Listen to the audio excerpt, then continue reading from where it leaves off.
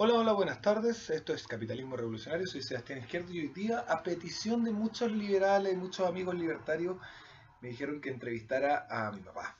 Este es don Felipe Augusto Izquierdo Bergman y todas sus anécdotas interesantes. Te sabe que a mí no me gusta mucho hablar del tema de Pinochet, Allende, la Constitución y todo ese rollo. Eh, eh, em, pero aquí hay una historia de vida interesante que cuenta un poco de ambos bandos también, así que me pidieron, yo creía que debería haberme entrevistado a otro que no sea su hijo, pero me dijeron los chicos en las distintas reuniones y cosas así, oye, la entrevista de tu papá, que interesante, porque él también asistió, conversó con ellos. Así que bueno, les presento a mi viejo, como les decía, don Felipe Augusto Izquierdo Bergman. Hola, ¿estamos en el aire? Sí, Hola. y ya, y bueno, que nos empieza a contar cómo partió su vida política, en qué momento él empezó a pensar en temas políticos. Bueno, yo partí mi vida política a los 3 años, 4 años, porque mi padre era senador y en mi casa se juntaban todo tipo de personajes, expresidentes, expresidentes del Senado, senadores, diputados, intelectuales, y hablaban todo el rato. Entonces yo me ponía detrás del sofá a escuchar a estos gallos que hablaban unas cosas que me parecían tan rimbombantes como Unión Soviética. Escuchaba una cosa, ¿qué será esto de la Unión Soviética? Por decir un montón de términos que hablaban, que los encontraba todos extraños, yo me hacía como pensaba que tenía que entenderlos en algún momento en la vida. Y todo era politizado, mi familia era politizada 100%. Y hasta que llegó, todo fue feliz, en realidad era un tiempo muy feliz, en los años 60 se hacían asados, se hacían comilonas fantásticas y llegaban las visitas a las 11 de la mañana y terminaban en la noche, a las 10 de la noche de los sábados, todos los domingos, se dedicaban después terminaban cantando óperas, manchados las camisas con vino, y hay unos antes de ópera yo tocaba los espejos, los vidrios, y los vidrios temblaban, lo pasaban estupendo. Y eso fue la década del 60, pero en 1970 se produjo el cambio de todo, porque en 1970 yo vi como Frei entregaba en carroza con un gorro, don Eduardo Frei Montalva, que era un tipo muy majestuoso, era un verdadero rey, entregó con su sombrero, y después llegó Allende en un auto. Entonces cambió todo.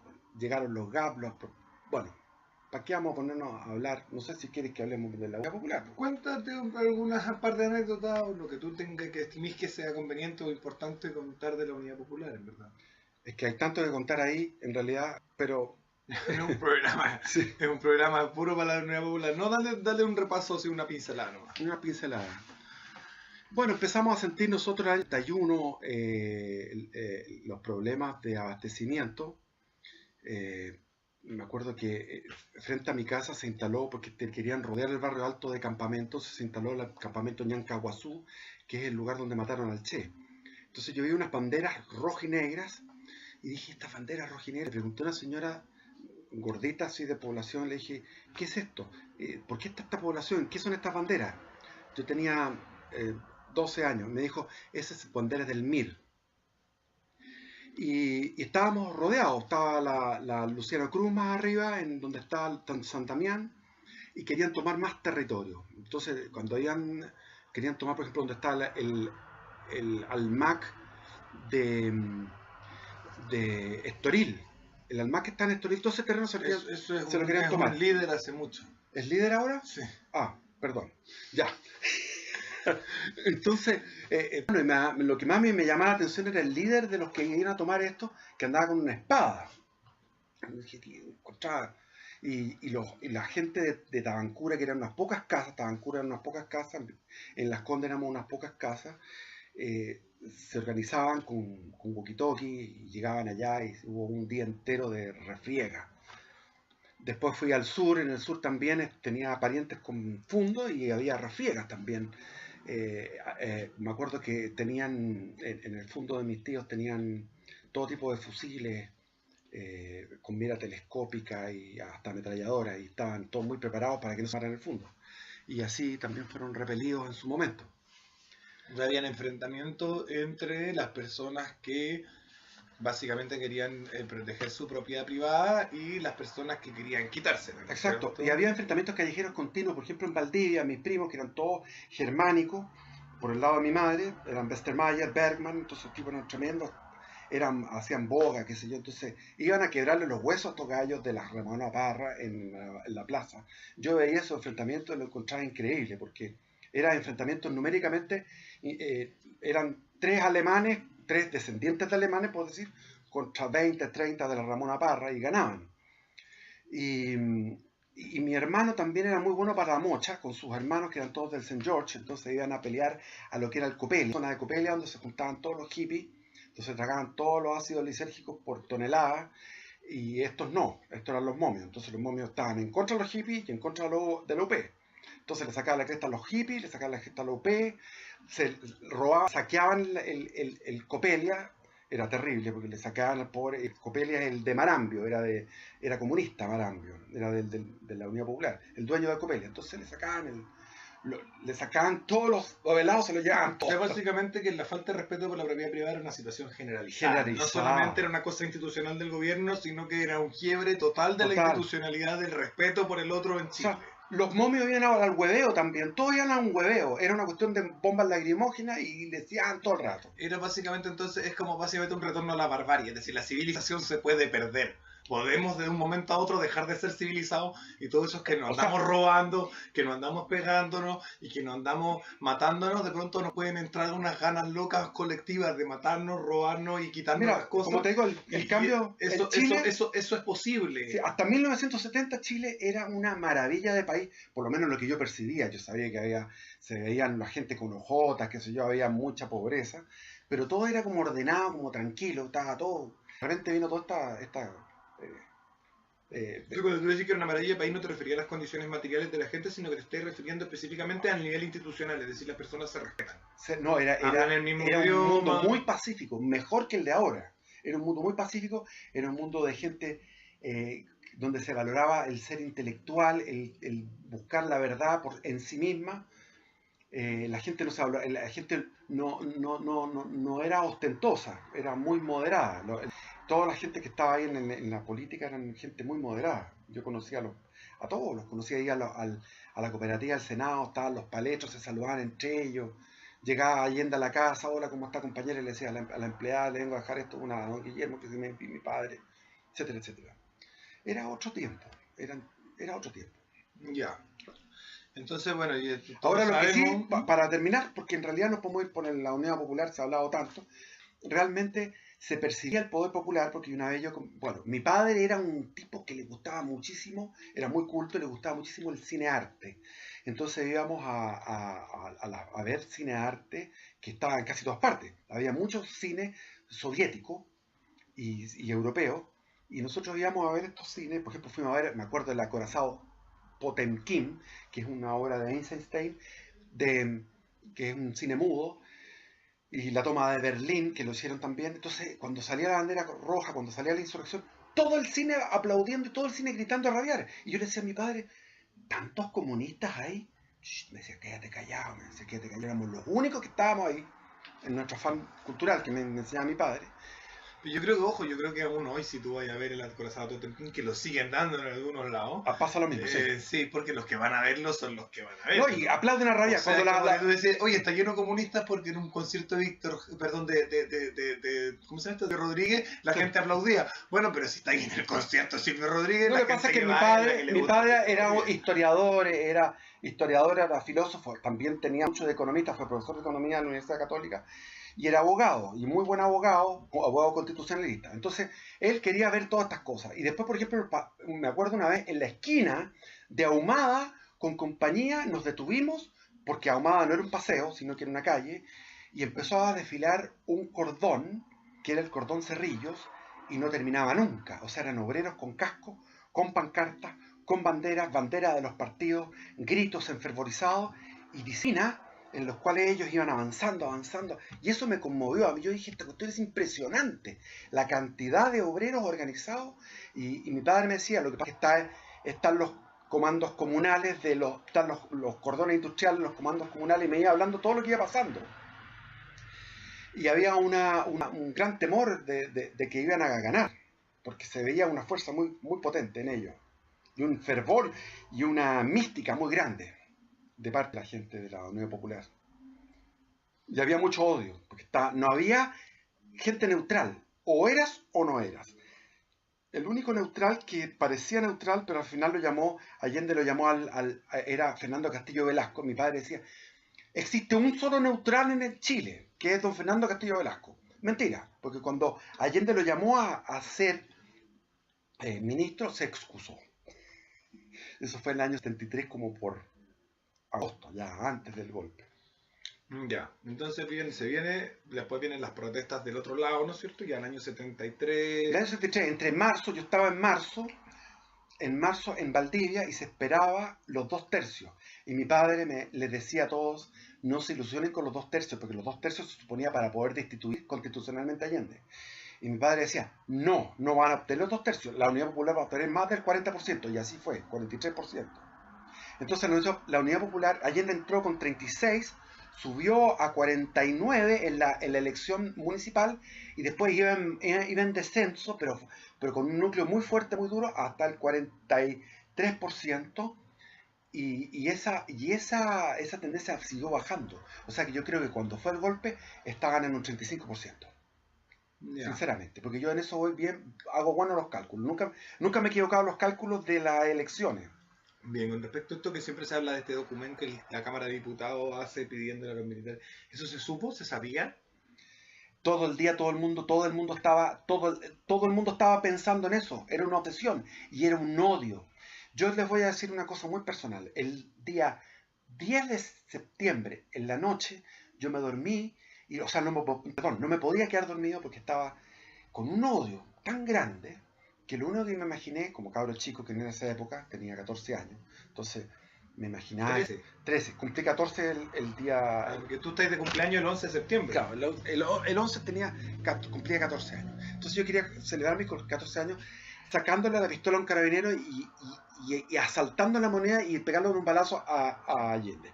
Eso era era el odio que había, un odio pero tremendo. Entonces, para que los niños estén pensando eso, ¿cuántos estaban pensando en ir a matarlo?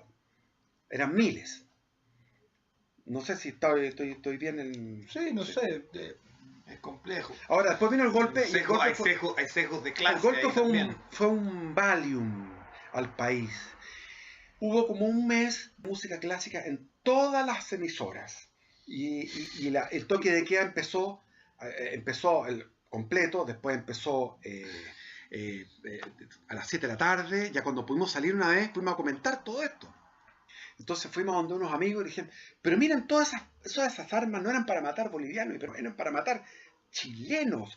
Estos eran unos subversivos, porque empezaron a mostrar las armas, empezaron a mostrar la casa de Cañaveral lleno de vino, mostraron la casa de Tomás Moro, etc. Entonces mostraron fotos donde Allende le tocaba los senos a la espallita. Es decir, había también una campaña de poder desprestigiar bien a este expresidente. Claro, las campañas de poder son así. Sí. Ahora había que aplastarlo.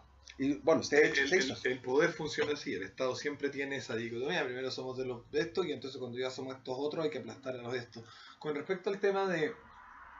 dos temas que son ahí que para mí me parecen relativamente importantes. Uno es el tema de los acaparamientos, ¿no es cierto? De la escasez y los acaparamientos. Había un afán de acaparador más allá de la supervivencia. Existía como entre la gente de plata esta idea de vamos a juntar cosas para destruir el gobierno, o en realidad era juntar cosas porque parece que mañana no hay y vamos a pasar a... No, mi madre llegó una vez con el auto cargado y me dijo, yo dije, ¡ah, qué fantástico! Traía cosas, porque realmente se pasaba hambre. Yo, siendo de clase media alta, estuve pasando hambre. Entonces imagínate cómo, aunque en la JAP no. Me acuerdo que mandamos a mi hermana a la cola de la JAP de la frente de la población Yancaguazú, y los de la JAP le dijeron, usted no. Y en los campos iban los campesinos, que eran campesinos fieles a los patrones y que eran campesinos de derecha, iban a pedir comida y les negaban la comida. Eso es así. Ah, o sea que no tenía que ver con un tema de clase, sino de bando político. De bando político. Ah, ya. llevando Vale, política. pero yo creo que el acaparamiento. Entonces el acaparamiento tenía que ver más con una situación de supervivencia que con una situación de Supervivencia. complot político. No, era supervivencia total. Y además que los mismos comerciantes, nosotros conversábamos con los comerciantes y decían, nosotros no podemos vender esta mercadería porque de aquí al fin de mes ya no tenemos utilidad, porque la inflación era tan grande que pescaban y preferían hacer la venta por mercado negro para poder tener alguna utilidad. Ya. Entonces... y llegaban estos otros, lo mismo que en Venezuela hoy día, llegaba un tipo, me acuerdo, tenía un apellido aristocrático, algo de raso, un apellido así. Entonces el tipo llegaba y desarrajaba los comercios. Eso fue en el paro de octubre del 72, desarrajaba a la fuerza y sacaban lo que había adentro, y esto se consideraba antirrevolucionario, antipatriótico, etc. Ya. Se violaban Lo otro que te quería preguntar era con respecto al tema del golpe, porque el primer momento del golpe es brutal, es la parte más brutal que hay. Entre es que el fue una 73 y el blitzkrieg. 75. No, el golpe fue hecho militarmente perfecto. Fue blitzkrieg, psicológicamente aplastante, porque no sabían cómo iban a reaccionar. Estamos hablando de los cordones industriales, que estaban todos organizados. Habían, antes del golpe fueron a ver, hacían allanamientos. Entonces había toda una psicosis de que venía algo. Venía guerra civil, venía golpe. Se sabía que venía algo, venía la guerra civil. Entonces estos gallos lo que quisieron es hacer una cuestión germánica al estilo invasión de Polonia, cosa que los tipos no pudieran decir ni pío. Y eso fue, o sea, muchos murieron peleando en el centro, disparando en francotiradores, pero no fue más que eso, y algunos en los cordones, o sea, la parte militar fue exitosa. Ya, pero después te pasaste al otro bando, cuenta toda esa parte. No, lo que pasa es que como vino el Valium, yo en el Valium, bueno, entré al colegio San Ignacio, nadie habló de política nunca más durante varios años. Pero en el colegio San Ignacio, por ejemplo, yo quería saber de filosofía, quería saber sobre Aristóteles, sobre Platón, quería saber si Dios existía, las pruebas de Dios y todas esas cosas. Entonces se hizo un taller de filosofía donde iba el padre provincial, que era el más importante en ese momento de los jesuitas, que se llamaba padre Ochagavía. Entonces yo fui con la ilusión de aprender filosofía y no encontré eso. Encontré un adoctrinamiento político, porque empezaron a meterlo. Entonces yo empecé a mamar esta política a partir, esta nueva política, que fue la política que yo empecé a ver en el colegio San Ignacio. Hacíamos trabajo en fábrica, íbamos a construir mediaguas para los pobres, se nos hablaba todo el rato de lo social, en circunstancias que en el Evangelio nunca Jesús habló de la palabra social. No existe esa palabra en la boca de Jesús. Entonces ellos tenían una interpretación torcida del Evangelio, donde todo era... Los jesuitas eran terriblemente tirados por un lado, entonces todo el rato tirando para allá. Lo que estaban formando eran demócratas cristianos de izquierda. Ese era el sesgo, o sea, el modelo era democracia cristiana de izquierda, o izquierda cristiana. Por ahí va la cosa. O sea, una especie de socialdemocracia chacona, como se decía. Una socialdemocracia es lo que estamos viendo ahora. ¿Cómo más radical? Más radical, claro. Entonces, como la idea era formar George Jackson y Gabriel Boric. Exacto. Entonces, ¿qué pasa? Nosotros, cuando yo llegué a la Universidad Católica, a la Pontificia en Campo Oriente, y nos encontramos con todos los otros pares que venían de los otros colegios. Y estaban se distinguían claramente los del San Ignacio, que éramos nosotros, que éramos unos guachitos inocentes con cara de bonitos, de bondadosos, que queríamos el bien social y la justicia social y todas esas cuestiones, y habían otros que venían del Opus Dei, del colegio Tabancura, que eran tipos con un egoísmo racional muy marcado y con una superestructura super católica, pero era la pura superestructura. Para abajo eran como dos estructuras, la católica, y abajo un egoísmo racional enfocado en la ganancia y en el éxito personal como profesional y todo. Y nos miraban nosotros con desprecio, porque nosotros era una especie de herejes. Y es verdad, desde el punto de vista católico era verdad, somos herejes. Ellos más están por decir, en la línea de Ratzinger, que es lo correcto. Nosotros estábamos más en la línea del Papa Francisco. Pero ellos también eran un poco herejes en el sentido de su de su visión radicalmente capitalista, que no es necesariamente... Que no Ellos tiene son herejes también, porque no es correcto desde el punto... Aunque no creas, porque yo, mira, como estaba con estas Es más dudas, protestante. yo me dediqué a leer en esa época... Producir, No, pues yo me dediqué a leer en esa época la doctrina social de la Iglesia, y encontré que la doctrina social de la Iglesia era todo lo que se estaba aplicando en el gobierno militar. Y yo era opositor en ese momento al gobierno militar, cuando me puse de opositor al gobierno militar. Entonces, veo que no era tan ateo, digamos, tan hereje. Más hereje éramos nosotros, pienso yo. Yeah. Nosotros, como alumnos jesuíticos, éramos más herejes. Es más hereje Francisco que Ratzinger. Pero lógico, Ratzinger es de una línea, ese va en la línea correcta de lo que es el catolicismo. Entonces estos tipos eran mucho más... tenían una es más hereje Agustín que Aquino. Agustín es más hereje, Aquino es más correcto. Sí, Ya. Sí, no, vale, esa es tu precisión. Habrá católicos que pensarán todo lo contrario. Sí, bueno, pero estos eran... Pero tú te convertiste en izquierda. Dentro de la Universidad Católica, teniendo como profesor a Jaime Guzmán, a Gonzalo Vial en Historia del Derecho, a Arturo Razal en el Derecho Económico, que era muy capo Arturo Razal, en Fundamentos Filosóficos del Derecho a Crescente Donoso, que era un tipo de todos súper conservadores que conocían a mi padre y me preguntaban cuando pasaban la lista, ¿tú tienes algo que ver con Guillermo Izquierdo? Soy el hijo. Te voy a exigir más. Chuta. Y yo estaba en ese momento muy mal, no estaba bueno para producir académicamente. ¿Por qué? Porque estaba precisamente en una apertura hacia lo que era la verdad. Yo quería buscar la verdad. Debería haber estudiado más filosofía o otra carrera. Me metí a Derecho, pero fue el error vocacional, porque el Derecho te dan lo ya dado. En primer año sí entiendo, hay harta discusión en primer año, pero después ya en segundo año es puro código. Bueno, y ahí se fue uno en la universidad. Te empiezas a dar cuenta que se empiezan a hacer amigos tuyos. Se empiezan a hacer amigos porque ven que tú eres una persona que está abierta, que está buscando la verdad y que viene con inquietudes porque viene de un colegio jesuita y que no porque porque en el colegio también había unos gallos que no eran nada, sino porque tienes algo. Las personas que son nada, que siempre han sido nada, van a ser siempre nada, que no les interesa nada. Son como esas personas que disfrutan el Festival de Viña y el abuelo Jaime dice mojón de acequia, porque va como con la corriente y no nada para ninguna parte. Hay gente que eso no es nada y que solamente tienen un comportamiento económico en la vida, no tienen ningún interés en saber más allá qué es lo que es la verdad, que era lo que a mí me preocupaba. A los 10 años, con mucha honestidad y muy sinceramente buscaba la verdad.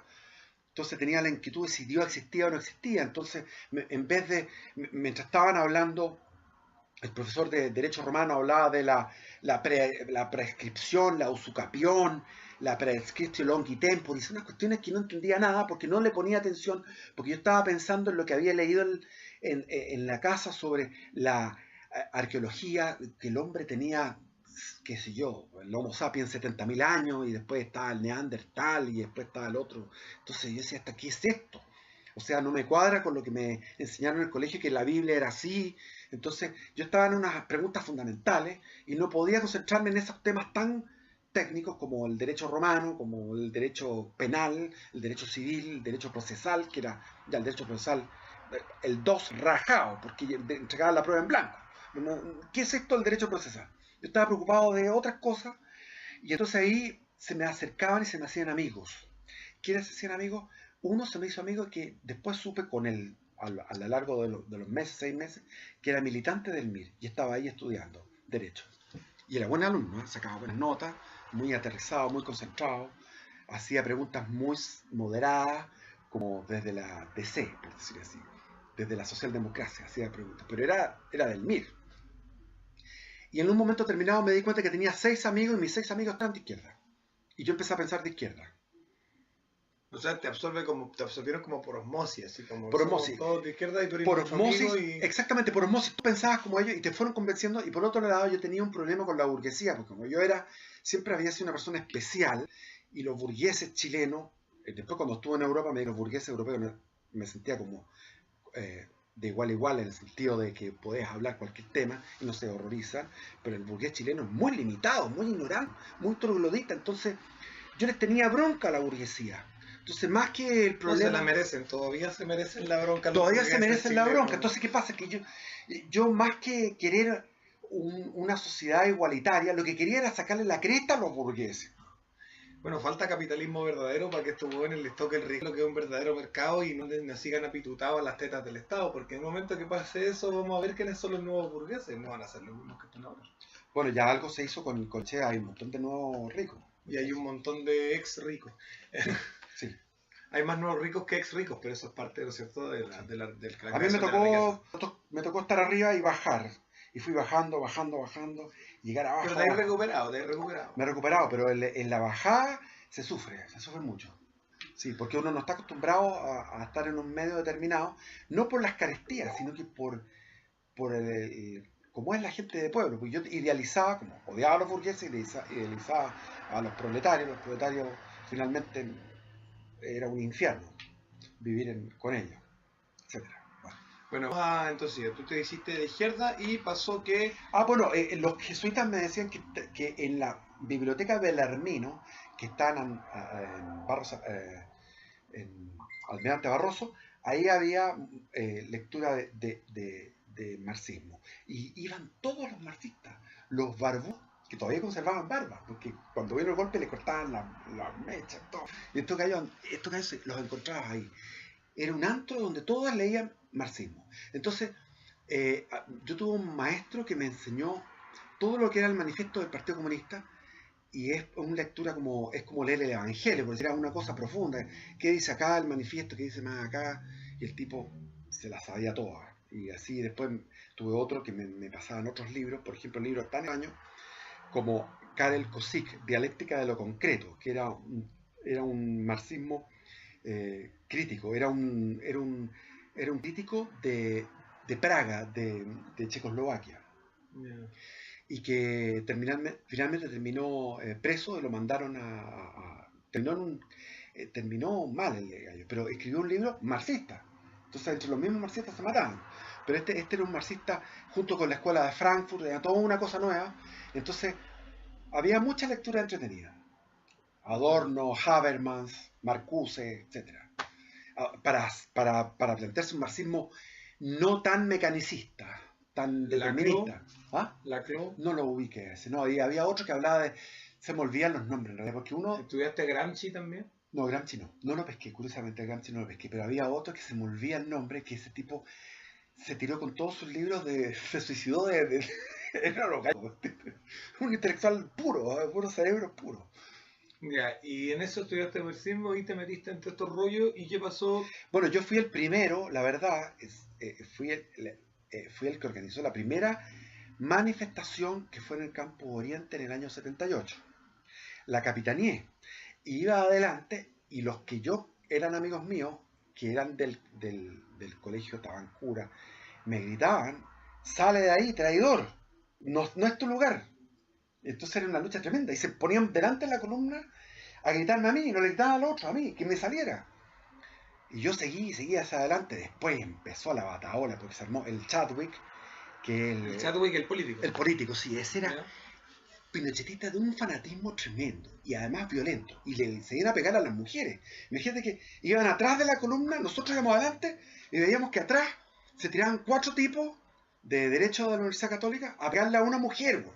Entonces teníamos que ir a defenderla. Del piño del Chadwick. Claro, del piño del Chadwick. Chadwick lo subían, lo levantaban a él, entre todos. Lo levantaban y él iba arriba y con el puño en alto gritaba: ¡Viva Pinochet, viva Pinochet, viva Pinochet! Los aleonaba y iban de nuevo a la carga. Entonces era una batalla campal esa cuestión. Ya. Una batalla. Eso el año 78. 78. Después fuimos eso fue la primera manifestación en abril. En mayo, 1 de mayo, 78, fui a la calle. Tremendo, eso fue maravilloso, una protesta muy linda. Y los carabineros andaban con casco, o sea, no con casco, con gorra, muy inocentes, y se dieron cuenta que se les disparó esta cuestión. Entonces yo fui a mayo del 79, y en mayo del 79 no había manifestantes, éramos 300 manifestantes dispersos por todo el centro, por la Alameda, qué sé yo, y había 2.000, 3.000 policías con casco, con todo, o sea, ya se habían preparado para el otro de mayo. El 1 de mayo... el 1 de mayo del 74, el 75, el 76 y el 77 no pasó nada. Nada. El 78, primero empezó en la Universidad Católica, como te digo, que nosotros capitaneamos, y después Vino el 1 de mayo del 78 y después vino la protesta en la Universidad de Chile. Y después se paró todo eso y vino el 79, con el 1 de mayo del 79, donde se lanzó el Código Laboral con discurso de José Piñera. Ya. Y nosotros, bueno, ya estábamos adentro de la sexta comisaría, arrodillados con los brazos atrás, y nos pasaban pegando lumazos por todos lados, y con una ametralladora y con unos parlantes así, escuchen el discurso, y uno escuchando el discurso, después venía el discurso, pero escuchen al papi, conchas de su madre, pa. Total que pasamos ahí. O sea que le sacaron la cresta. Nos sacaron la cresta por todos lados, porque nos sacaron la cresta en la calle, después en la micro. A la bajada de la micro era un túnel de gallos pegándonos de policías, todos con casco, todo, pegándonos. Era un túnel de unos 50 por lado, eran 100, pegándonos puntapiés, palos, a todas partes. Y llegabas a un patio y en el patio tenías que correr, tenías que saltar, tenías que hacer todas las cuestiones del servicio militar, pero a arrodillarte y esperar y a escuchar todos los discursos, los que se caían les sacaban la cresta.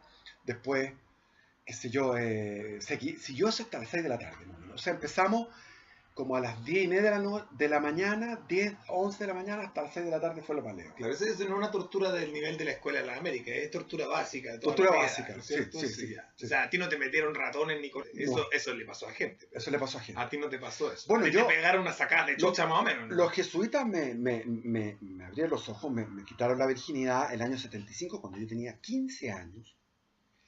Fui a entregarle la comunión a los presos, a las presas políticas de Tres Álamos.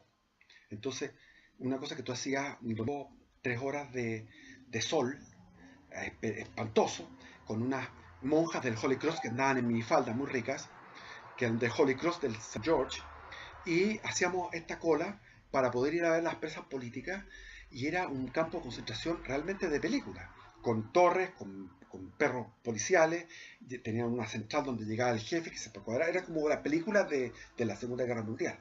Entonces ahí íbamos a ver a las torturadas, año 75, y había personas que pasaban 1 mes, 2 meses torturándose ahí.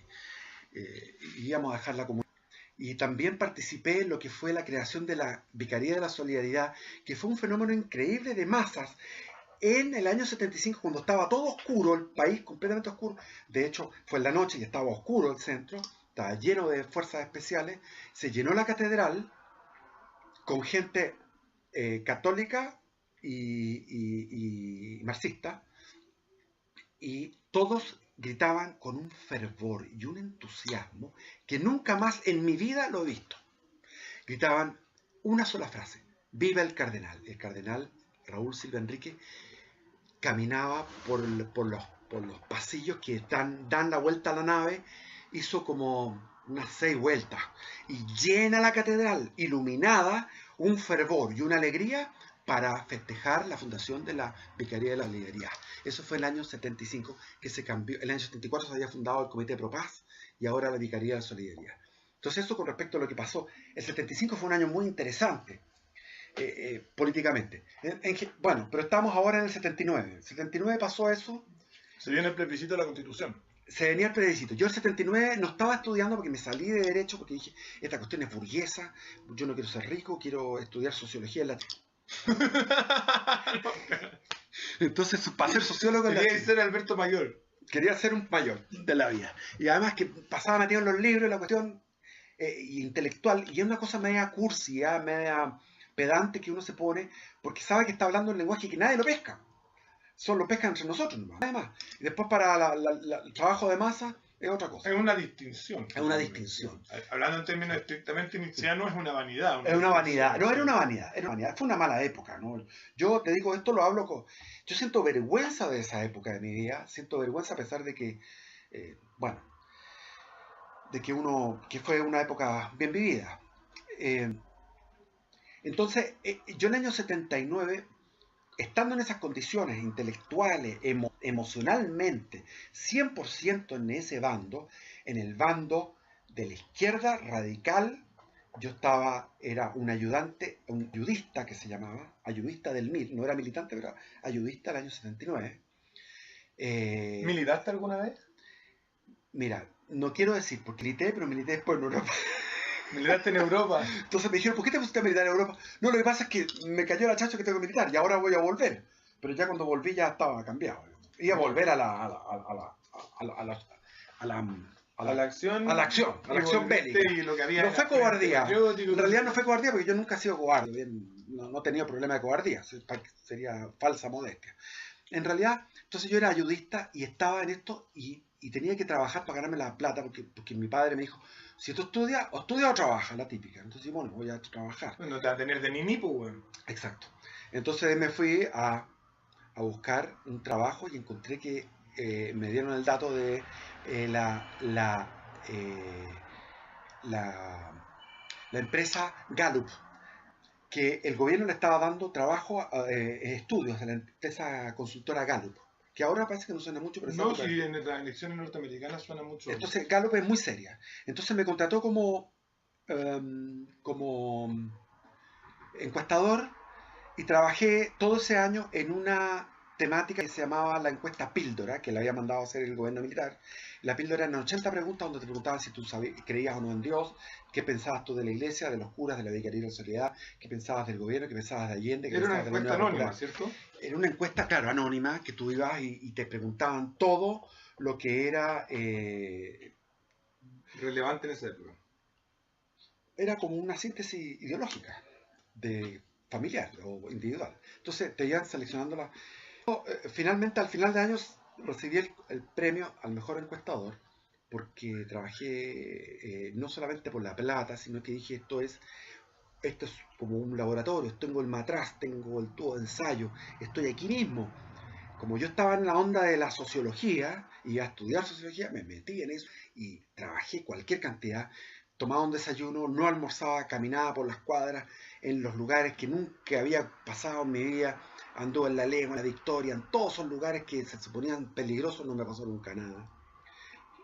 Me encontraba con los gallos en la esquina que estaban fumando, me pedían cigarro, no tenían cigarro, conversaba con ellos, me invitaban a tomar té la gente, etcétera, etcétera. Entonces yo me fui haciendo una idea de lo que opinaba la gente y la gente, yo me di cuenta que el 60 y algo % estaba a favor del gobierno militar y que la izquierda que yo representaba, que yo sentía, era un 20% y que un 15% representaba la democracia cristiana enflaquecida, porque en tiempos de Lupe y en tiempos de Eduardo Frei Montalva llegó a tener casi un 40%, o sea, un montón de diputados, fue un gobierno, un partido tremendo.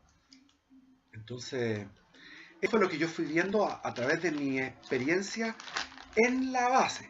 Entonces iba a conversar a mis compañeros, les decía lo que yo estaba viendo, me decían, lo que pasa es que tú no te das cuenta, eres muy ingenuo y no te das cuenta que la gente tiene miedo. Pero yo no era tan ingenuo, yo me daba cuenta cuando la gente tenía miedo, la gente, menos de un 5% de la gente no contestaba, tenía miedo. Es decir, yo lo que pienso es que la represión en Chile fue muy focalizada, intensamente focalizada, pero de tal modo que yo cuando veía lo del Tres Álamos, hablaba en el Barrio Alto, nadie sabía nada, o sea, pensaban que yo estaba hablando invenciones. Era una cosa secreta. Entonces los que estaban dañados, como estos detenidos desaparecidos, todo esto, eran un núcleo que era pequeño. Había muchos que hablaban derechamente, y muchos que habían sido de la Unión Popular, que habían participado en la Unión Popular y estaban decepcionados y hablaban peste de la Unión Popular y encontraban que ahora estábamos bien porque el gobierno militar por lo menos estaba ensayando algo. Es decir, que antes había una discusión permanente y no se ensayaba nada. Es una democracia que duró 40 años y que entraba uno, entraba otro, con minorías relativas, una constitución que gobernaban con minorías relativas, y la gente que sabía de política me hablaba de esas cosas. Me encontraba con gente que se declaraba abiertamente atea, y a mí me asustaba, decía, ¿existen los ateos? Sí, me decía, yo soy ateo. Había gente que se declaraba atea y partidaria del consumismo, y yo decía, pero ¿qué es el consumismo? Porque yo tenía la idea de que el consumismo era otro, y que le gustaba el capitalismo. Decía, pero ¿cómo te va a gustar el capitalismo? Abiertamente, me tocó gente así que yo entrevistaba y que no era gente precisamente de la burguesía, la burguesía siempre es más religiosa. Más religiosa, sí, eso es así. Y entonces, incluso había uno que le dije yo, mira, cuando venga el plebiscito vamos a perder. Me decía, pero tú eres un traidor. Si no se trata de ser traidor, una es traidor y la otra tener una honestidad con respecto a la verdad. Y ya no era la verdad teórica. Yo estaba con todos los libros estudiando, y a la biblioteca me Almino, y me iba y bajaba a la realidad y me respondían. Entonces fue para mí el año 79 un año de conocimiento empírico y teórico. Dale. Ya. Y entonces, ¿qué pasó? Que llegó se anunció el plebiscito. Y yo siempre decía a todos los gallos, huevones, vamos a perder con más de un 60%, porque el pueblo chileno quiere este gobierno y quiere la continuidad de este gobierno. Bueno, traidor, pero ¿qué te pasó? No, si yo sigo pensando lo que estoy pensando, pero no, tenemos que plantearnos en una guerra prolongada, a largo plazo, insurrecciones populares a futuro, cuando vengan las crisis económicas que se auguran para el capitalismo, etcétera, etcétera. Pero ahora no, y no se puede hacer nada. Bueno, vino el momento antes del plebiscito vino el caupolicanazo, que fue muy lindo el evento. Toda la galería estaba llena de pura gente de la Unión Popular, con los brazos, con los puños en alto, llena. El pueblo unido jamás será vencido. Abajo, en donde la gente que se sentaba en sillas invitados, democracia cristiana, callado, ni un grito. Los guardias que estaban para que pasara Frei, nos fuimos a colar, yo estaba ahí, colado de izquierda. Entonces, cuando entró Frei, primero entró... Frei Montalva, ¿cierto? Sí, Frei Montalva. Primero entró el filósofo Jorge Millas, que habló una cantidad de cosas magníficas que no entendí nada. La verdad no entendí ni jota. El tipo era un profesor, era un genio, dicen que es un genio, pero yo no entendí nada de lo que dijo. Y creo que nadie entendió nada. De arriba, en la galería, el pueblo unido jamás será vencido, pero atronador. Saltaban con el pueblo, porque era un momento en que el gobierno militar les daba voz a la izquierda. Primera vez que les daba voz legalizada. Les dio permiso. Hagan su carrete acá, en el Caupolicán. Entonces toda la galería llena, y abajo, invitado, la DC. Entonces no era un régimen tan terrible, porque no me imagino a la Unión Soviética permitiendo una cosa así. No, de hecho, tú te acercabas a un kiosco, y en el kiosco tú tenías el APSI, el Análisis, que eran revistas opositoras, y la podías comprar quincenalmente. Podías comprar a otra que era de los demócratas cristianos, a mi padre que era constitucionalista y que estaba en contra de la Constitución, porque tenía una línea especial mi padre, entonces escribió en el Mercurio. El viejo era más fascista, no le gustaba tanto el capitalismo. Sí. Entonces mi padre era de mantenerse para siempre, nada de cuestiones así. Entonces, chao la democracia. Pero en todo caso... había distintas opiniones que se ponían en el Mercurio y no leía las críticas. Estaba don Silva Bascuñán, que era un constitucionalista demócrata cristiano, que también le daban voz y voto. Se hablaba en la radio cooperativa, en la radio chilena, que sonaban todo el día con un redoble de tambores, así como un redoble de tambores de guerra, y daban las noticias. Y toda la gente de la oposición escuchaba.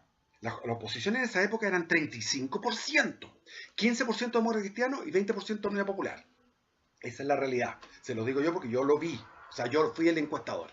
Y entonces ese 35% escuchaba todo el día la radio chilena, la radio cooperativa, con propaganda constante contra el gobierno. Bueno, y este caupolicanazo fue tremendo, fue una catarsis. Una catarsis. Y después vino el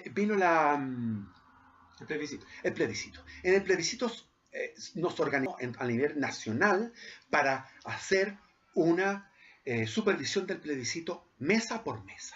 Es decir, fue la misma supervisión que yo vi en el año 88.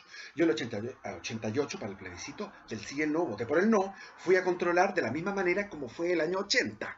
Después fui a la del 89, para el plebiscito del 89, y yo voté por Elwin y fui para la del Elwin. No hay ninguna diferencia. O sea... Lo que sí hay un tema que dicen como con los padrones electorales, que no se permitió a gente inscribirse, a nuevas personas inscribirse. No, se iban con el carnet de identidad. Ah. Te cortaban el carnet de identidad. Tú tenías que tener el carnet, era obligatorio a votar. Entonces el carnet de identidad te lo cortaban. ¿Ya? Y te ponían unas huellas, unas cuestiones indelebles. ¿Ya? Entonces todos tenían que ir a votar. Y el que no tenía su carnet de identidad cortado tenía problemas. No, tenía que ser así. Entonces todos iban a votar y fueron todos. Fue todo el mundo a votar, porque era ley que tenía Ya, pero que... entonces no era, porque lo que dicen siempre no había padrón electoral, se refieren, entonces, no era que no se pudiera inscribir la gente. No, para el 88 había un padrón, porque nos fuimos a inscribir todos, nos fuimos a inscribir voluntariamente con mucha fervor, porque queríamos votar a Pinochet. Ya, pero en el 79 entonces, En el 80. bien, ya, pero perdón, en el 80 el plebiscito era con Carnet de identidad. carnet de identidad y por lo tanto votaban todos los que tuvieran carnet de identidad mayor de 18 años. Todos, votaron un montón de gente. O sea, incluso personas, por ejemplo, que no deberían tener derecho a voto, como personas que estuvieron presas. Votó todo el mundo. Ya. Votó todo el mundo. Incluso los que no eran ciudadanos, básicamente. Votó todo el mundo. Tenía carnet de identidad. Las urnas estaban con vidrio, se veían, uno se podía pasear, después podíamos controlar. De hecho, cuando se controlaban estaban todos peleando. Voto por voto. Y en el gobierno el gobierno militar es tan huevón, porque dieron una instrucción, no sé quién debe haber sido el huevón que dio la instrucción, de que los nulos y los blancos pasaban para el sí. Tonto. Porque eso era como decir, un fraude. Pero no, los nulos y los blancos eran un 3%. No fueron más que eso. Y ese 3% pasó para el sí. Entonces el sí fueron 67, menos 3, 4, 63, 64% apoyo a Pinochet, 100%. Ya. Y en la noche, olvídate la fiesta de todo el mundo. Tú pasabas, yo ya estaba habituado a ir a las poblaciones porque ya tenía esa cosa del cuico tirado Arrepentido. El cuico arrepentido que quería ser bonachón. Entonces y los gallos me cachaban, entonces ya venga para acá el rucio, ¿cierto? Bueno, pero los tipos en las poblaciones, tugar, salir a buscar, agarrar a un comunista y hacerlo cagar. Ese era el grito después del plebiscito. Y el discurso de Pinochet en el plebiscito agarró a la Lucía, la subió la mano a la Lucía y dijo... Y yo estaba en un bar deprimido. Y después llegué a la casa, lloraba. No lloraba, pero estaba deprimido. Y Pinochet decía, pues yo les prometo que de aquí a unos años, no muchos, todos los chilenos van a tener auto propio, van a tener casa propia, van a poder ir a vacacionar a los lugares donde van los más ricos. Y eso es verdad, porque yo cuando voy a las termas de Puyehue me encuentro con pura gente de pueblo. ¿Me entiendes? Eso se cumplió, o sea, esa profecía se cumplió y era la profecía de los Chicago Boys, que le decían que eso iba a pasar.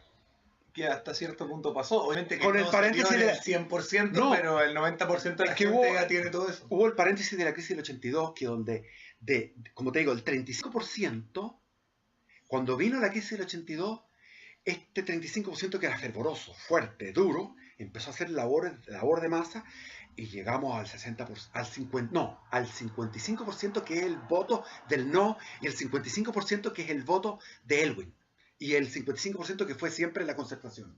Es decir, la concertación se fraguó después del plebiscito, durante la crisis del 82, uniéndose la democracia cristiana con los grupos moderados. Y quedó el MDP, que era el Partido Comunista, el MIR y el Partido Socialista Almeida, como ultras. Y la crisis del 82, básicamente, yo tengo entendido que tiene su origen en un control de divisas, en esto que fue la medida menos capitalista de Pinochet, que fue controlar el precio del dólar. Yo le decía a mi padre, porque siempre peleábamos con mi viejo, pero mi viejo me decía, esto es lo más contradictorio de lo que están haciendo.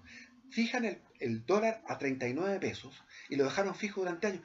Tienen que ser ellos coherentes con su ideal liberal y que todo fluya. Eso decía mi viejo, siendo él el contrario a eso. Claro.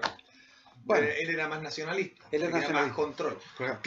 Pero entonces se dio esto que es básicamente lo mismo que la crisis que hay hoy en día en Venezuela se puede hacer como una suma entre la crisis que fue la UPE y la crisis del 82, porque hay control de divisas y además hay control de precios, hiperinflación y problemas de productividad. Bueno, y creo que yo no sé de economía mucho, pero creo que había un problema de regulación de los bancos, los tipos hicieron especulaciones muy grandes y esto empezó, me acuerdo, con la CRAF. No, pero la especulación bancaria, así como haciendo una breve digresión económica, la especulación bancaria siempre se la culpa de las crisis porque es una forma fácil de tirarle la culpa a alguien, pero la especulación bancaria... Oye, esto no es pito, chocolate. Da lo mismo. Aquí entonces, la especulación bancaria... la especulación es el fenómeno frente al cual las personas dicen esto no se está valorando ahora, pero probablemente mañana sí se valore. Bien, entonces la especulación tiene que ver con señales que te va entregando la economía sobre qué es lo que está infravalorado y qué es lo que está supervalorado. Si lo que está súper valorado, tú intentas venderlo porque te das cuenta que las personas están valorando en más de lo que en el largo plazo tiene como valor real, y lo que está infravalorado tú intentas comprarlo porque según tu percepción, según tu apuesta, va a ser más valorado mañana. Y eso no tiene nada de malo hasta que se distorsionan las señales. Entonces, con Dusan, que es un experto también en estos temas, veíamos las estadísticas del Banco Central de Chile del año 1980-1981 sobre el nivel de la expansión del crédito y sobre la manipulación de las tasas de interés que se hizo. Entonces eso genera burbujas especulativas. Ahora esas burbujas especulativas se agravan por la fijación del precio del dólar, que no le dan válvula de escape. ¿No es cierto? Ahora, haciendo una especie de hipótesis de la historia, si no hubiera habido crisis del 82, una cosa hipotética, sin crisis del 82, Pinochet mantiene la mayoría hasta el 88. Porque la gente es muy del bolsillo. En ese momento la gente no quiere nada de política. Los que decíamos al principio, los que son nada. Los que son nada. No les importa la democracia. No, y hay gente que era nada, que en un momento se entusiasmó con la Unión Popular o contra la Unión Popular, y en la época de la Unión Popular nadie era nada, porque todos estaban locos. Entonces, lo que quería la gente después era descansar.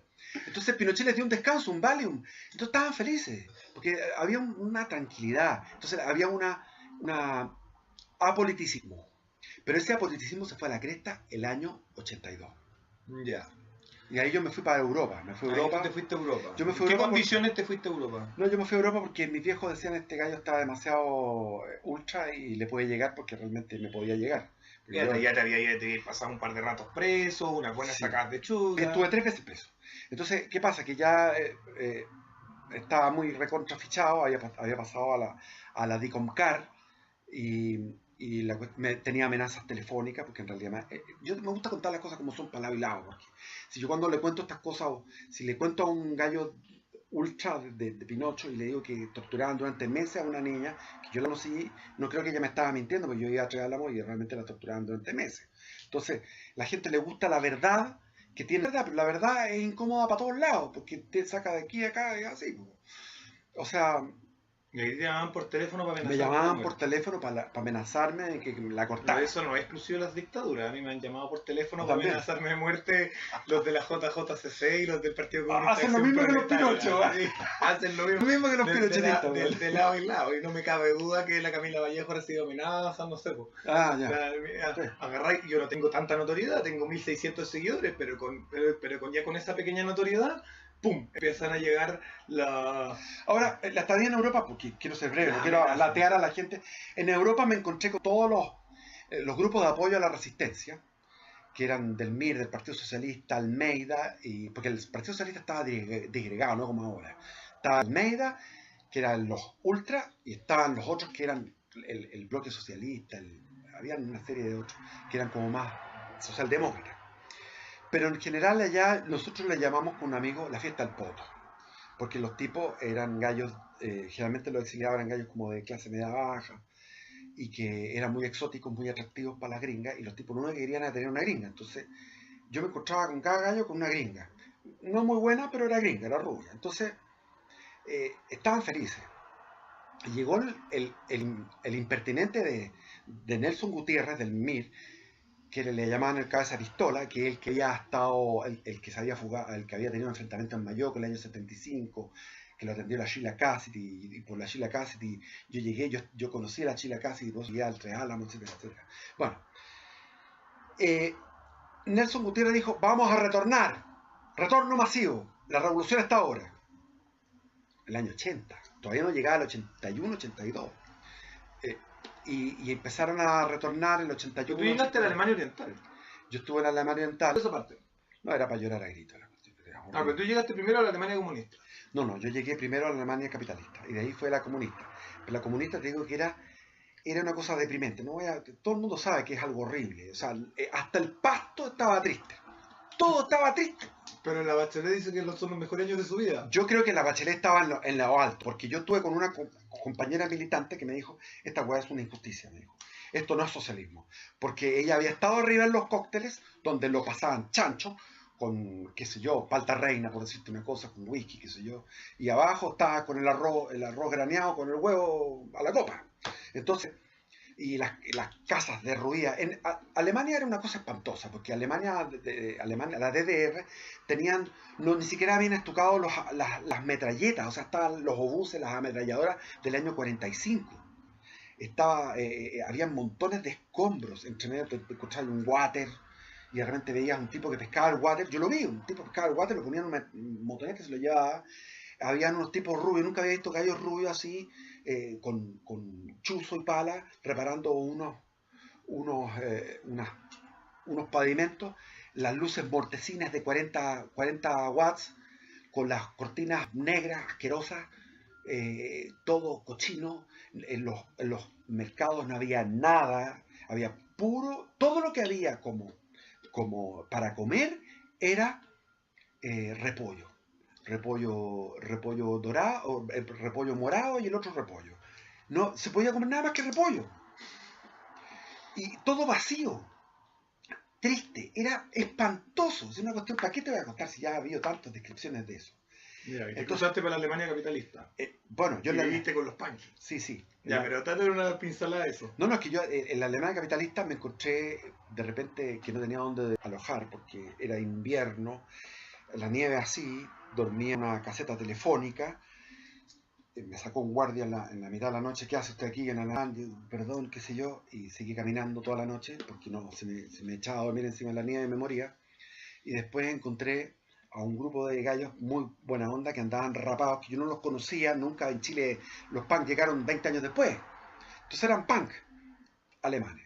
Eran tipos estupendos. Con moicano. Eran magníficos, no con nada que ver con los punk chilenos, o otra cosa. Los gallos eran cultos, eran estudiantes de la universidad, terminaban su carrera, después ya dejaban de ser punk. Pero los tipos se ocuparon un barrio entero y eran 200.000 punks. Era un barrio entero que estaba a orillas del muro de Berlín, Potsdamer-Straße, me acuerdo, y teníamos enfrentamientos con la policía todos los días. Era lo más entretenido que hay. Y llegaban también los ciudadanos por el orden, que eran unos fachos. Llegaban a pelearle a los punks. Y los punks peleaban ahí, no era cuestión. Y el primer día que estaba con ellos, me pasaron un Miguelito. Un Miguelito bien hecho, alemán, una cosa dura, fuerte, para tirárselo. Y yo tiré la cuestión y salí arrancando. Y la cuestión es de loco. Fue mochas con lagrimógenas, pero todos los días. Y tenían ellos sus bares punk. Tenían bares punk con unas minas punk así estupendas, pero con me acuerdo una lauchita blanca que caminaba aquí tomando cerveza. Reparaban las bicicletas. Era como una película de Quentin Tarantino la wea. Era una cuestión muy... exactamente, era una cosa muchamente rara. Y ahí conocí lo que era el slam, que era golpearse, cosas nuevas. Yo estaba con el charango de los... Y ya, ¿cómo se llama esto? Los Quilapayún, que son buenos músicos en todo caso, yo los respeto, ¿eh? Son buenos músicos, pero bueno, ya, el Quilapayún y todas estas cosas, la Mercedes Sosa, el Silvio Rodríguez, todas esas cuestiones. Biglietti de Uruguay, que eran puro... entonces, bueno, estuve con ellos 3 semanas y conocí todas... Me gustó eso que tenían ellos ahí, que era un mundo aparte. Entonces estaba el mundo capitalista, el mundo anarquista punk y el mundo comunista terrible. O sea, el mejor era el anarquista punk funcionaba dentro del capitalismo, básicamente, con la interferencia diaria de la policía, sí. Pero funcionaban y lo pasaban bien. Lo pasaban chancho y rompían todos los vidrios de todos los comercios de los alrededores. Entonces, todos los comercios de los alrededores de Potsdamer Straße y de todo del barrio punk tenían madera, no tenían vitrina, porque la rompían siempre. Entonces eran pura madera. Entonces yo lo encontraba esto increíble, porque la libertad que tenían, que podían hacer todas estas leceras. Y tenían, y más encima, que eso eran unos edificios que estaban en especulación inmobiliaria, estaban desocupados, y tenían carbón. Porque ese carbón lo tenían porque los rusos, no sé si ustedes saben la historia, los rusos, el año 47, por ahí, no me acuerdo qué año, ¿sí? Cortaron el acceso por tierra a Berlín. Eso fue lo que se llama el puente aéreo. Entonces dejaron, por si acaso, los norteamericanos dejaron mucho acopio de carbón en ese lugar. ¿Para qué? Para que si llegaba a haber otro corte de los rusos, tuvieran cómo alimentarse los berlineses occidentales. Entonces estos gallos tenían carbón para el mundo. y tenían unas leyes que yo no las entendía. No eran muy ecológicos. No eran muy ecológicos. Y después tenían unas leyes que yo no entendía, que era que el baño no tenía puerta. Entonces estoy ahí pasando y veía un tipo desagradable, guatón, cagando, weón. Como Moicano. Con su moicano, weón, cagando. Y digo, ¿por qué no tienen puerta, weón? Pero como eran alemanes, tan disciplinados, no tenían líderes, todo funcionaba perfecto. ¿Entiendes? Alguien hacía el aseo, no sé quién, pero de repente estaba todo hecho el aseo. Y los otros conversaban. Como en la pensión que vivo yo, de repente está la zorra y un día en la mañana salgo y está todo limpio. Claro, No sé de dónde sale, no sé qué es limpio en mi casa, pero yo no de verdad no sé qué es limpio en mi casa. Todos arrendamos piezas, están los venezolanos acá, hay 2 familias peruanas, y de repente yo salgo y está limpio, y está impecable, y no sé quién lo hizo. Y lo más divertido es que estos punkies eran nacionalistas, porque no les gustaba que yo les decía, les hablaba en inglés. Y ellos me hablaban en inglés y me decían, ¿por qué no aprendes alemán? No, le dije, porque el alemán lo hablan los alemanes, Suiza y Austria. Entonces, Y ni siquiera Suiza entera. Ni siquiera Suiza entera. Entonces yo no me sirve más el inglés. Y me miraban con una cara como que el alemán es superior al inglés. O sea, corta tu huevo, estoy hablando un idioma tiene que ver político. con una cuestión anti-anglo que tiene la gente. Yo canto con mis canciones en inglés, me pillo con gente de izquierda. Y cantas en inglés y no cantas en castellano. Y yo digo, bueno, porque hay que derribar fronteras, seamos todo el mundo uno solo, ¿no es cierto? Les doy como un poco discurso de los Hyman, ¿no es cierto? ¿Ah? Claro. Y lo bueno es como que no saben qué responderme, pero en la cara se les nota que el problema es el inglés. Bueno, yo venía de... El inglés y Yo venía del por Chile ello que todo el victoriano. mundo habla el mismo idioma, pero que no sé el inglés por ningún motivo. No sé si tú escuchaste una vez una opinión de que decía que si la reina Victoria encontrara en esa época, si la reina Victoria buscara un lugar ideal, había sido Chile, con autoritarismo y costumbres muy correctas, muy moderadas, No. sexualmente. Entonces yo venía de ese Chile, donde había que dar un rodeo tremendo para poder llegar a una mujer, y allá era una cosa tan rápida que me espantaba y entonces no accedía a nada, porque lo estaba tan rápido. Me paralizaba tanta rapidez. Ya. Y de repente hablaba con una y después se metía ella con una mujer. Entonces yo no entendía esto, cómo se mete uno con una mujer. O sea, la inocencia total de la época victoriana. Bueno, y después te fuiste a Francia, y en Francia, ¿dónde estaba la fiesta del poto? En Francia estaban todos estaban felices. Andabas con el Christian Barker. Bueno, no quiero hablar más de mi amigo Christian Barker, porque él es un hombre famoso. Él es muy Pero buena andabas persona. paseando con él. Es muy buena persona. Ya. Bueno, Pero entonces- ahí fue donde estaba todo el show y ahí tú estudiaste filosofía. Sí.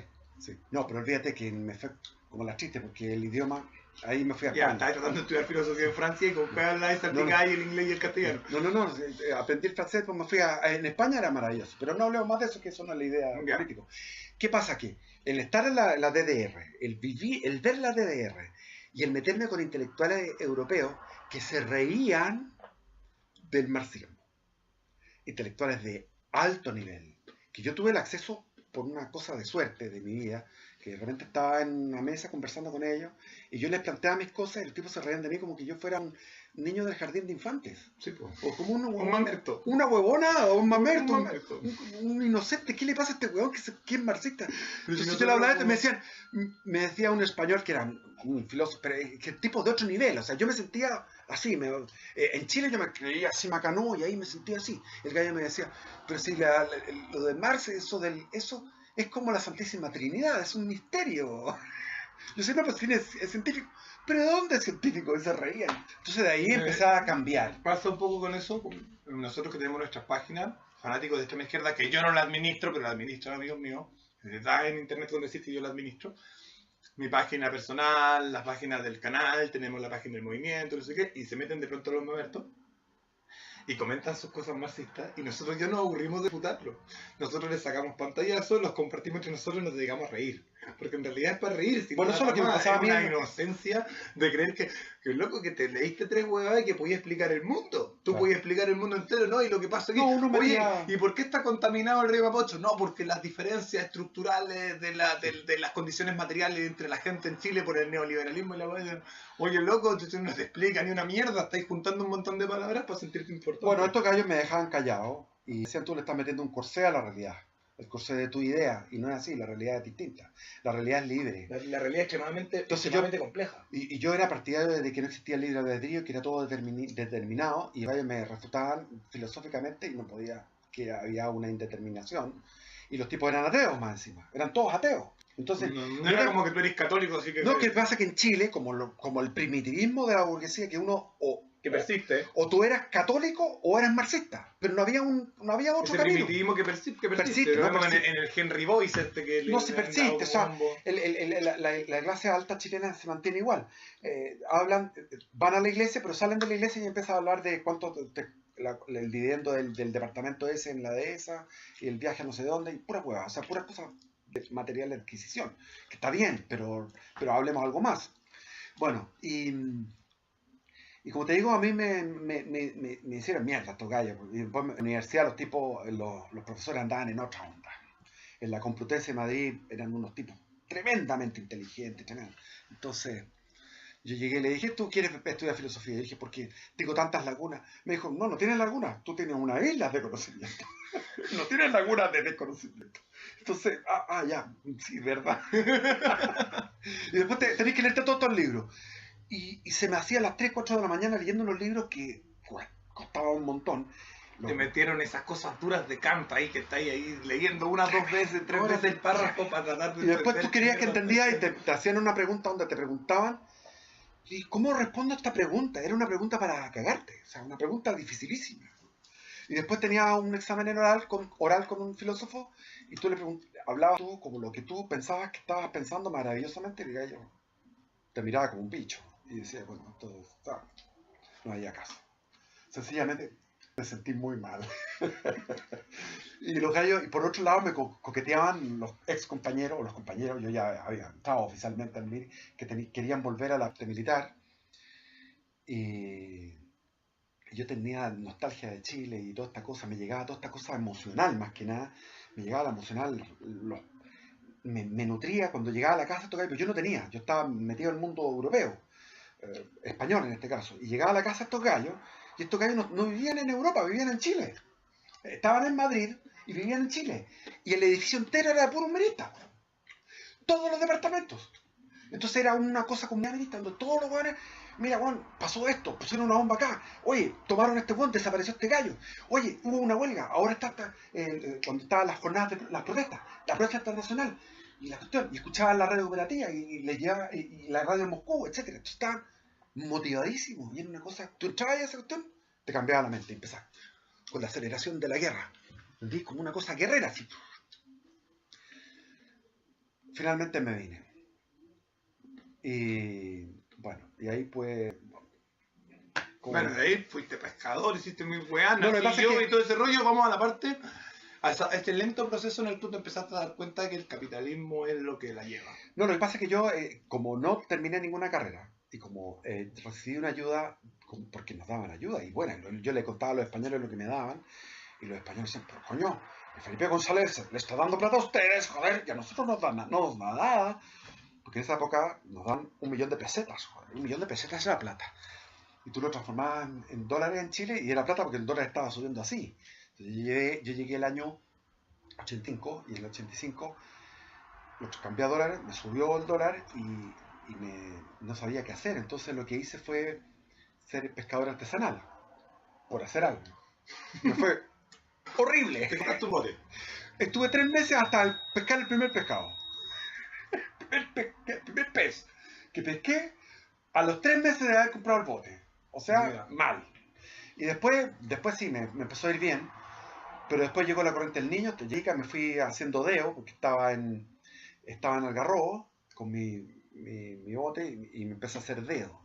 Y hacía deo a las embarcaciones de pesca. Entonces fue muy rico el viaje.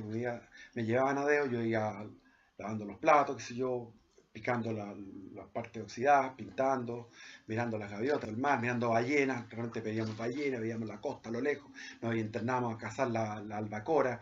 Entonces fui conociendo todos los tipos de pesca y llegué a Arica.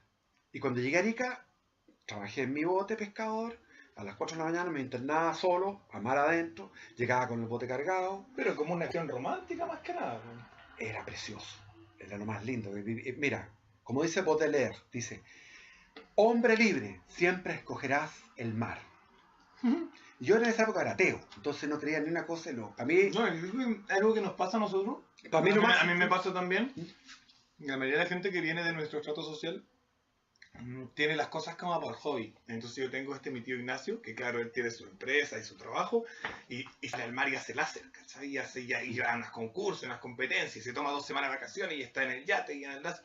En cambio yo no, nunca voy al barco, porque si realmente me interesara subirme a un barco, me subo a un barco y no me bajo más, y trabajo en otra cosa. Lo mismo pasa con mi tío Alfonso, que toca la guitarra. Entonces él tiene su trabajo, ¿no es cierto? El centro de eventos, los matrimonios, no sé qué, la cuestión. Y cuando llega a la casa, agarra la guitarra y practica un par de escalas. En cambio, no, yo si voy a tocar la guitarra, yo voy a vivir de la guitarra, voy a andar en la guitarra todo el día. En ese sentido, eso yo creo que lo heredé de ti. Tenemos ese comportamiento que no es como, voy a hacer esto para entretención y esto otro para ganarme la vida. No, yo voy a hacer esto para esto. No, porque esto es lo que soy yo ahora y lo disfruto. Mira, yo, la época más linda de mi vida fue cuando fui pescador artesanal. Porque, bueno, de parte Pero de eres más pobre que la mierda. pobrísimo. Tenía una muda de ropa. Y resulta que, no, perdón, tenía 2 mudas, pero quedé con una porque me hice amigo de un tipo que era machero. El tipo lo que hacía era, giraba los pies en el fondo de la playa, sacaba las machas y vendía las machas. Y de eso vivía.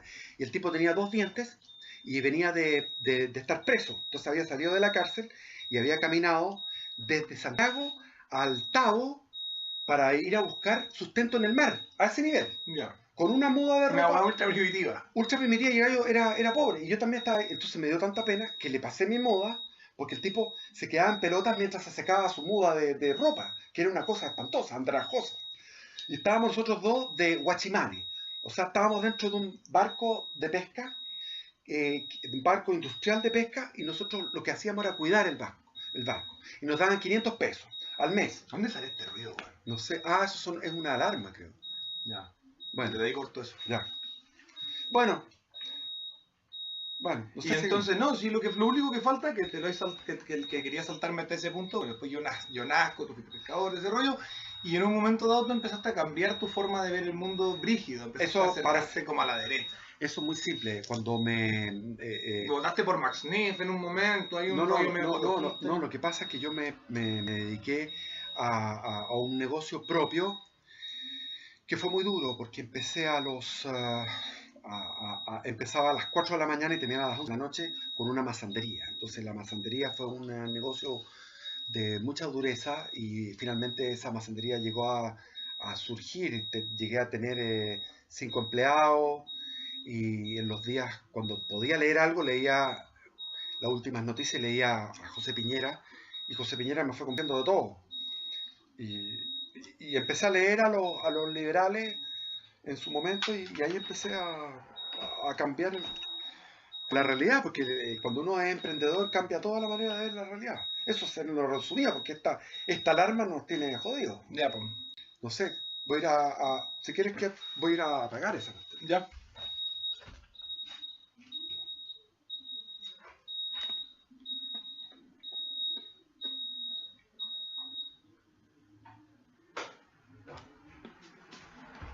Ahí corto todo ese pedazo. Ya. Bueno, eso es todo. Te fuiste. Volvió de nuevo la alarma, weón. Ya, filo, bueno. Voy a poner estos chascarros después dentro de. Ya. Bueno, Pero eso es para resumir, no hagamos la lata, weón. bueno, esto ha sido Capitalismo Revolucionario. Buenas tardes. Ya está.